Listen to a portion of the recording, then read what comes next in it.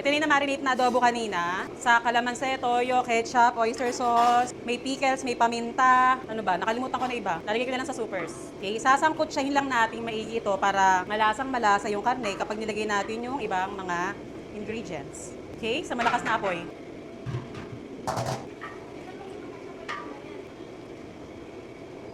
Yon. Ganitong minudo na luto na matatanda yung gusto ko. Mga tayo binabad ko sa kalamansi lang at paminta, walang toyo para matanggal po yung lansa. Bus na pala natin lahat, wag pa bebe. Yan na natin ang mga gulay.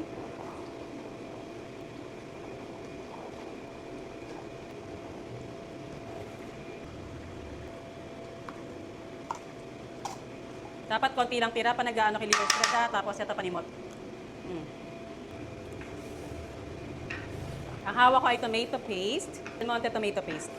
Lutong-luto yung tomato paste para hindi maasim at hindi mabilis mapanis. Okay, masarap to. Nilalagyan din ng pineapple juice. Na yung pinaka-liquid natin.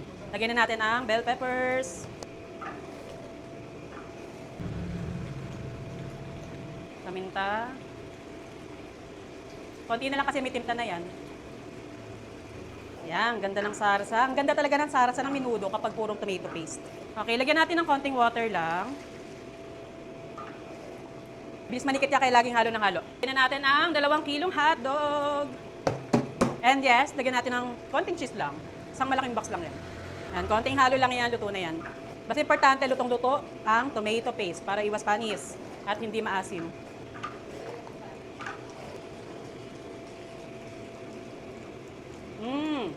Sakto na. At kapag ganitong malapit na maluto ang ating special na niniluto, huwag kalimutang mag-lovely fiber drink para hindi mapadami ng kain, lalo na kapag ganitong kasarap. Mataas sa fiber, mabilis makabusog, feeling full ka na, ininom ko to 10 to 15 minutes bago kumain na habang nagluluto para hindi maparami or mapa-Andy rice. TV ang kanyang sweetener and mango extra contela ni Carden Fiber from France. And yes, ayan, OMG, ang ganda ng sauce ng ating minudo. Pwede nang patayin ang maingay na kalan. Sandok muna tayo, kain muna tayo ng konti bago tayo mag-repack at mamigay na naman ng pang-ulam sa labas. Alam nyo kapag handaan, minudo talaga yung pinakagusto ko na binibigay. Kasi lalo na kapag mga lutong matatanda, iba ang lasa ng minudo nila. Mas masarap to kung purong kamatis.